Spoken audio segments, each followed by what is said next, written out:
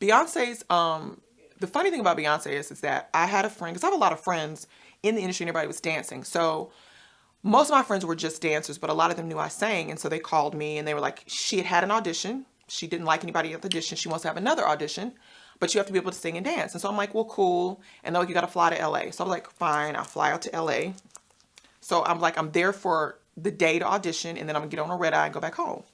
So we get to the audition, which is as a dancer or a singer, when they're looking for something visual, you would prefer for them to not typecast because that means that they just know what they're looking for. So you're not going to have me there auditioning all day and I'm 5'5" and you're never going to pick me anyway.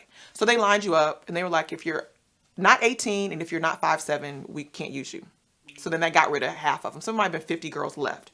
And mind you, this is the second audition. So we get in there. She didn't do the audition.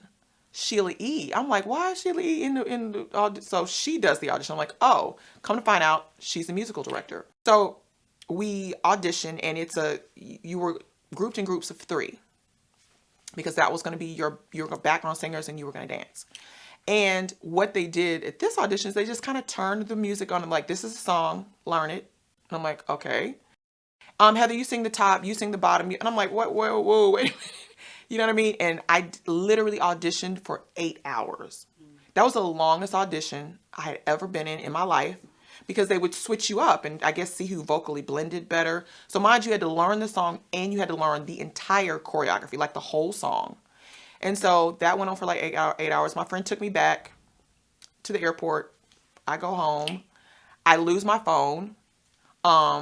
Go over to my boyfriend's house at the time and didn't come back for a day or two. And I finally get back and my friend is like, they're trying to reach you. And I'm like, what? And they're like, they chose you. And I'm like, oh, okay. I didn't know that.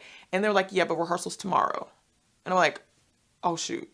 So I'm, trying to get my stuff together to fly back out to be in time for rehearsal. So when we get to rehearsal, they're like, Beyonce will be here today. She was on vacation. She literally got off of a plane from Europe and walked right into rehearsal and was like, there every day with us. And to me, I've worked with people, celebrities who don't show up for rehearsal or show up for half the rehearsal or come really, really late. Not her. She was there from top to bottom, worked harder than anybody else in the room. Super, super, super nice. Very humble. Like, that was a great experience. Again, it was like, and I knew at that point, because this was the beginning of her, almost her solo career. I was like, she's going to be great. Because I could just tell she doesn't play around. Like, she wanted to be there. She wanted to rehearse. I don't need to be late, And it was a great experience. And she remembers me. Of course she remembers it because at that point, again, somebody told her. Because I always get ratted out.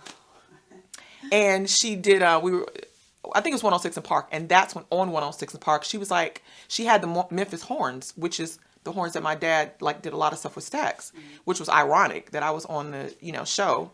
And in the interview, she was like, I'm really lucky I have the Memphis horns. I have Sheila E. as my musical director, and I have Isaac Hayes' daughter as one of my background singers and dancers. And everybody was calling me like she mentioned my name. And so she remembered me because I saw her one of the last times she was here. And we got tickets and we got back there to see her and I got to say hello again. The nicest, most humble woman that I have ever met, especially as talented and successful as she is. And there's a reason why. And that, for me, these are the people that I aspire to be. These are the people that I've learned from. And that goes from like my dad to James Brown to Michael Jackson to a Beyonce. And I think sometimes what I see and what people don't understand is these people were not always what you see on television or what you see in movies or what you hear on records. Like, they work. It is not a game to them. And I think sometimes people don't understand that that's what makes greatness. And for those people to be my example just is one of the reasons why I feel like you just got to work hard. I mean, it's not a magic trick. It's just, you got to work hard. You got to put the work in. And so that, again, another great example for me personally, but I think that other people don't get to see those parts of those people. And I've been around them in the work. And I think it would be beneficial if more people knew that. Like, Beyonce didn't just show up on stage like that. Right. Beyonce came to rehearsal on time, was there before us sometimes, was there after us. Like, the funny thing is that she had Popeye's chicken, I swear to God, at every rehearsal. Like, that was our lunch every day, which she loved Popeyes, which was funny. But everybody knew that. But just a hard worker. And I feel like if you want to do anything in life to that level, that's what it's going to take.